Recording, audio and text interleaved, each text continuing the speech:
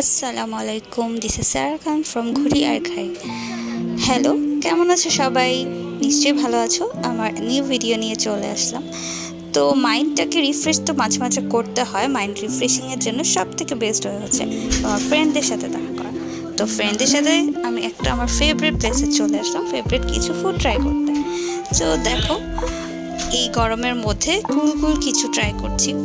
তোমরা হয়তো অনেকে বুঝতে পারছো আমি কোন জায়গাটাতে আছি।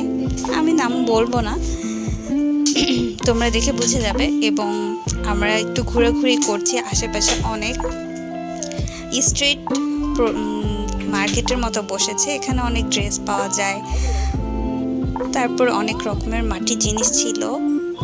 এগুলো খুবই শৌখিন টাইপের। কুলফি মালাই, এখানের কুলফি মালাইটা কিন্তু সেই মজা।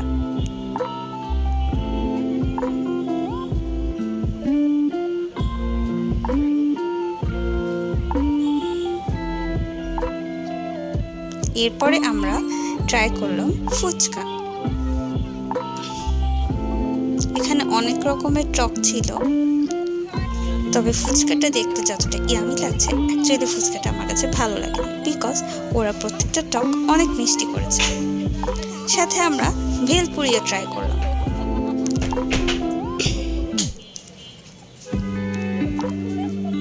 ভেলপুরিটা দেখবো কেমন টেস্টি, বাট আমার কাছে ভেলপুরিটাও বেশি টেস্টি লাগেনি, বিকজ ভেলপুরিতে ওরা অনেক মিষ্টি টক দিয়ে দিয়েছিল।